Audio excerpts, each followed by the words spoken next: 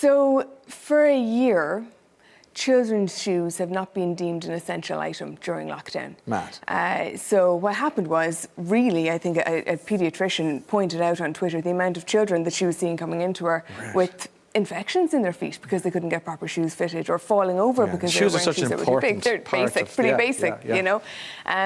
So it just led to a focus finally on that issue, and it led to a very quick U-turn by the government on it. You know, we were within 24 hours we were told this is fine and this can't be done, to yes, this will be done, and amazing, it will be done isn't it, very with enough noise, how you can move things on. You know, I thought it was so interesting because we had Charlie McInerney, the minister, on the show, and I was talking to him about it on Drive I heard Time. you, And I put it to him that if there were more women in cabinet, would it have taken a year? I heard you asking that. That was a very interesting question.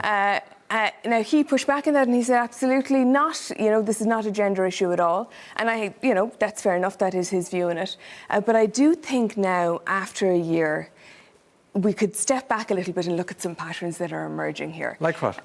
If you, just this week, for example, the Central Bank has come out with research showing that women are being disproportionately affected by the lockdown. And we've heard the same message as well from NEFIT. Yes. Women are being disproportionately affected by lockdown. So they are more likely to lose their jobs. They are bearing the bigger burden of childminding at home, of homeschooling. So by that decision to keep schools closed for as long as they were closed, that's affecting women. We know domestic violence rates are through the roof. Healthcare workers are predominantly women. We know childcare issues for those people has been up and down throughout the pandemic. So all of those issues are there, and I think if you just take that and leave that to one side for a minute, and then you look at another abiding, for me, image of this lockdown, which has been men at podiums.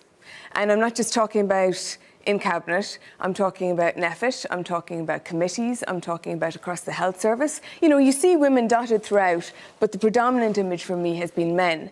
And I'm not saying they make bad decisions, and I'm not saying they don't care about women or they don't care about children.